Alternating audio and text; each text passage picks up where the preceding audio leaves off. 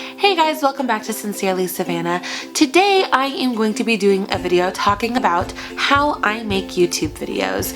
Now this is inspired because last night for me, this would be like, I don't know, a week and a half ago for you guys, but Colleen Ballinger, who has her channel Psycho Soprano and is the incredible Miranda Sings, I'm sure most of you know who she is, she did a live stream of her process of making videos, and she made at least 3 Miranda videos that I watched, and then I had to turn it off because it was like an hour and a half. But I found the whole process really interesting to watch how professional YouTubers make videos and kind of comparing what she does to versus what I do. And so I thought I would share with you guys my process, so that way if you are interested in making YouTube videos, or you make YouTube videos and you hear something that might inspire you or you think is cool, or you might have some tips for me that on ways that you do things. I don't know, this is all kind of just off the top of my head, so it's not exactly a cohesive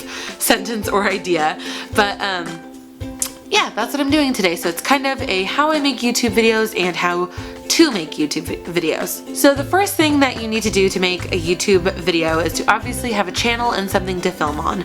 Now if you go back to the very first videos, the Welcome to Walt's Classics and Snow White on my other channel, my main channel Walt's Classics, you will see that I was filming on a really terrible quality hand cam. It wasn't like a nice camera and it wasn't my phone, it was just an old hand cam, and it was grainy quality. The sound sucked. I was in my in-laws garage at like 2 in the morning filming because it was the only time that I could get any quiet in the house to actually film, because it was such a bustling house. And my videos kind of sucked. Like, the content was still interesting, but the quality of the video sucked. And so that is my first tip, advice, however you want to look at it, is 1, that you need to obviously have something to film on with sound and a place to film. But 2 is that if you have quality content over, if you have, how do I put this? If you have quality needs to be placed on your content, not on how good your videos look, because you can have amazing looking videos with the newest camera and lights and mics and everything else, but if your content is boring or kind of a waste of time or whatever, like stupid basically, then nobody's gonna want to watch it. But you can have lower quality videos as long as your content is still of quality. So that is my kind of first thing, is have quality content and something to film yourself with.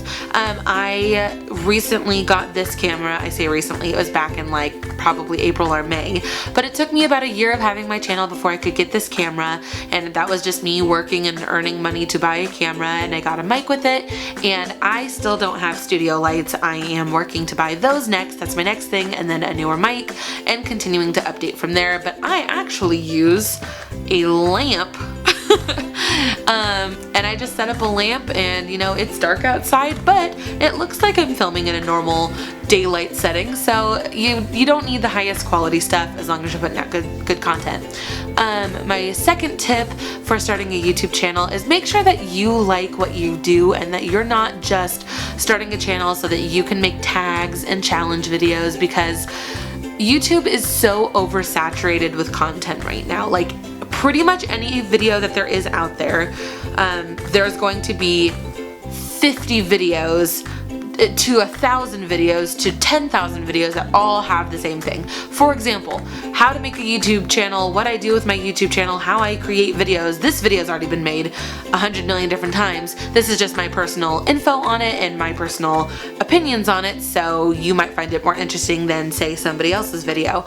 But you want to make stuff that you're happy with, because if you're just creating content to become famous or to get likes or views or whatever, that is not a guaranteed thing, and that does not just come instantly to most people. So if you're in it for the views and the fame and the whatever else, I do not recommend starting a YouTube channel, because it's not an overnight success kind of thing, and depending on your levels of, or your views of fame, certain things are going to be different. Obviously, you know, what is successful by YouTube standards is a different level than what's successful by my standards. I am very proud of the fact that this channel has over 100 subscribers, that my other channel has over 1,500 subscribers. I'm really proud of that, and I know that I've worked really, really hard to gain each and every one of those subscribers, and I love that I have a relationship with you guys. But on YouTube's success scale, you're not even remotely on anyone's map until you have at least about 100,000 subscribers, if not more. And people having 1 million subscribers is more of a normal thing these days. So make sure that you have an idea of what you're looking for before you just jump in, because if you're just like, I want 1 million subscribers, I want to be the next Zoella, or I want to be the next, you know, Miranda Sings, although there's only one Miranda Sings, let's be honest, or I want to be the next PewDiePie. You need to be realistic, and you need to really think through what you're doing this for. Now, as far as how I personally create my content, it's a little different for each channel. For this channel, it's a little more fly by the seat of your pants. For example, I didn't really know what I was going to be making a video on until last night. Colleen posted a live stream, and I was like, yeah, I could make a video on that. This is chill. I'm at my desk. You know, I just got done running errands. Like, there was virtually no work put into this video. It's just kind of like, you know, a stream of consciousness type video. On my Waltz Classics, however, that takes quite a bit more time because I have to research a movie. I typically like to watch the movie so that I can get myself kind of in the mindset of that movie. And I do tons of research, usually a couple hours worth of research.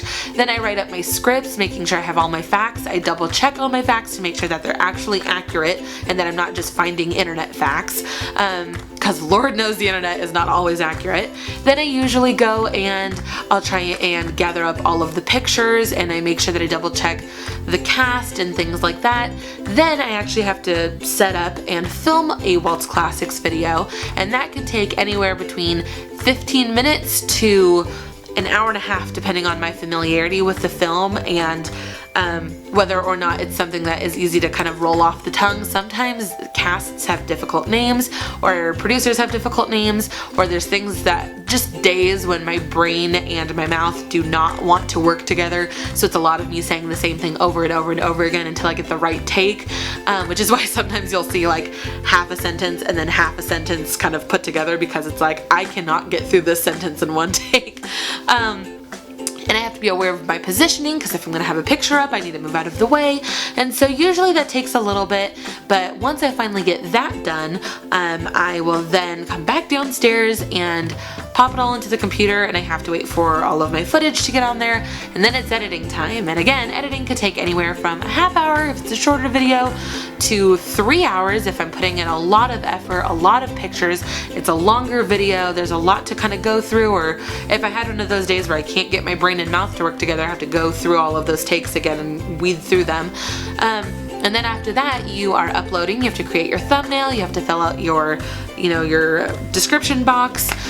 And then once all that's said and done and you've scheduled it or you've published it, then you have promoting. So you have to go promote it on your Facebook page, your Twitter, your Instagram. Make sure that your followers know that there's a new video up, because sometimes it doesn't just pop up in their sub boxes, which is really annoying.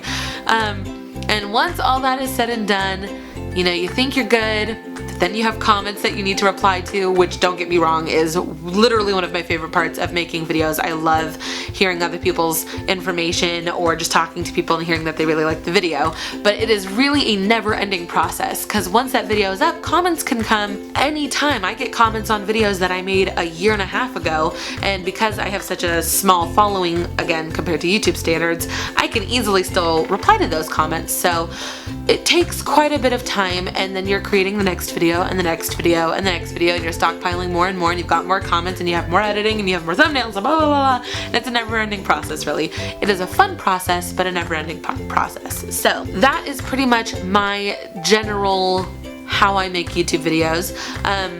I obviously, in between writing the script and filming, can be a couple days. I do usually spend time to get myself camera ready and do my hair and my makeup and whatever else, because you know, you want to put your best foot forward.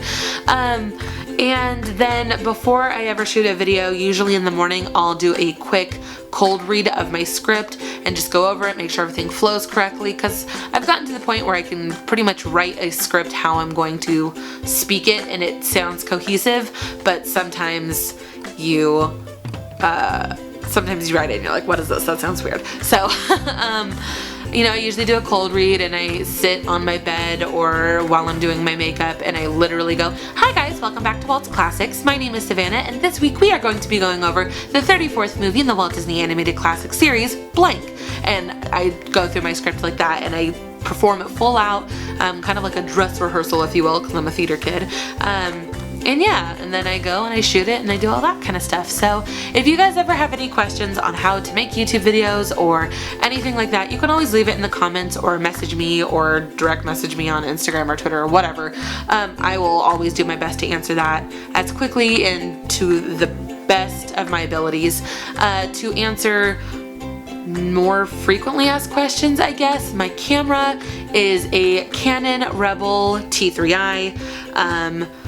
I was recommended the T3i instead of the T5i because one, the T3i has the viewfinder that flips out and the T5i doesn't. I don't know why. And then secondly, because apparently the bodies of the two are essentially the same, so then you can just buy a nicer lens and then you're not spending like $200 more. I got mine off of Amazon. I'm not quite sure what my mic is, but I'll put it in the description down below. Like I said, my lights are lamps or daylight. My tripod is something that my aunt had for years and she's like, I'm not using this, so if you want to use it, go ahead. So it's just a nice sturdy tripod. Sometimes it's books. And then I edit on Sony Vegas Pro 12 and yeah, it doesn't need to be the most expensive equipment. It doesn't need to be the most expensive stuff. As long as you can get a little something together and you can make some videos, do it. I highly recommend it. I think it's fun. I look at it as kind of more of a personal diary, although I don't really do vlogs much anymore where I like carry you guys around with me for the day. I love the vlogs that I have on my channel, and even though I do completely different content now, I haven't privated those or deleted them because I like to go back at them and like look at those days and be like, oh yeah, I totally remember doing that. And I'll probably keep all of my Sincerely Savannah stuff up on Walt's Classics forever because I just love it so much. And yeah, so speaking of vlogs, question for you guys. I'm going to be doing Vlogmas this year. Would you rather see that on this channel because it is my second channel and you'd rather leave Walt's Classics just strictly Disney kind of stuff? Or would you rather see it on Walt's Classics because that's where you watch more of my videos? Kind of up to you. I'm leaning towards Walt's Classics just because I have some special guests and I know they're going to be doing Disney related things, so I was thinking of Walt's Classics, but I just figured I'd throw the question out there. And yeah, I love you guys very much. Happy Tuesday. I will see you next week. And yeah, I think that's it. Love you. Bye.